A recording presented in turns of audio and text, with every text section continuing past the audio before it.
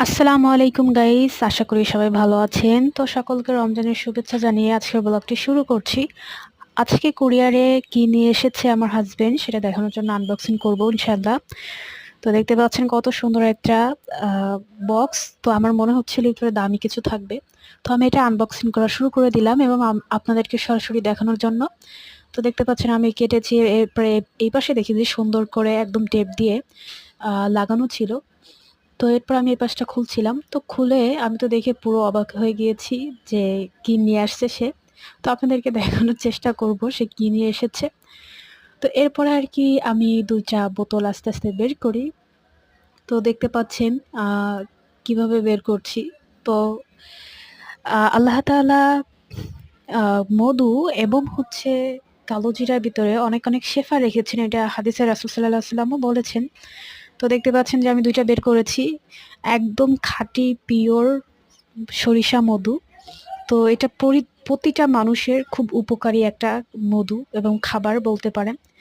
তো এত সুন্দর কালার দেখে তো আমার মনে হচ্ছে যে একদম পিওর খাঁটি, আমি সব খেয়ে ফেলবো। কিন্তু দুঃখের বিষয় হচ্ছে মধু অতিরিক্ত খেলে শরীরে বিভিন্ন ধরনের সমস্যা হতে পারে। যেমন প্রচণ্ড ঘাম, গরম লাগতে পারে, মাথা ব্যথা করতে পারে, বমি, বমি ভাব হতে পারে। এজন্য আপনারা অতিরিক্ত পরিমাণে মধু খাবেন না।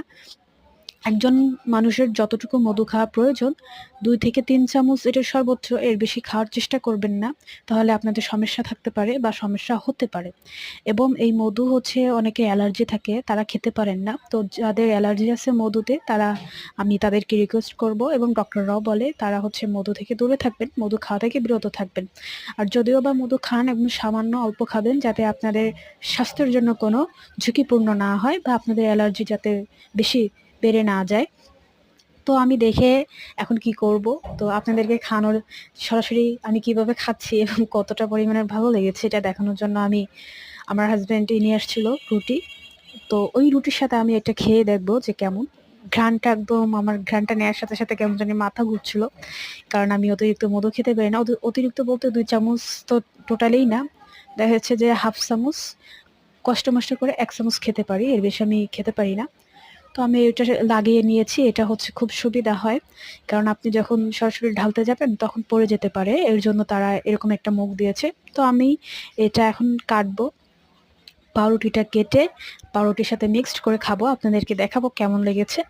তো আমি কাটছিলাম এবং দেখতে পাচ্ছিলেন আপনারা কত সুন্দর যে মধুর কালারটা। এরপর আমি এটা কেটে নিয়েছি। তো যেহেতু এই কেকের ভিতরে, পাউরুটির ভিতরে হচ্ছে আপনাদের ক্রিম লাগানো থাকে। তো ক্রিমের মাঝখান থেকে দিয়ে আমি খেয়েছি। আলহামদুলিল্লাহ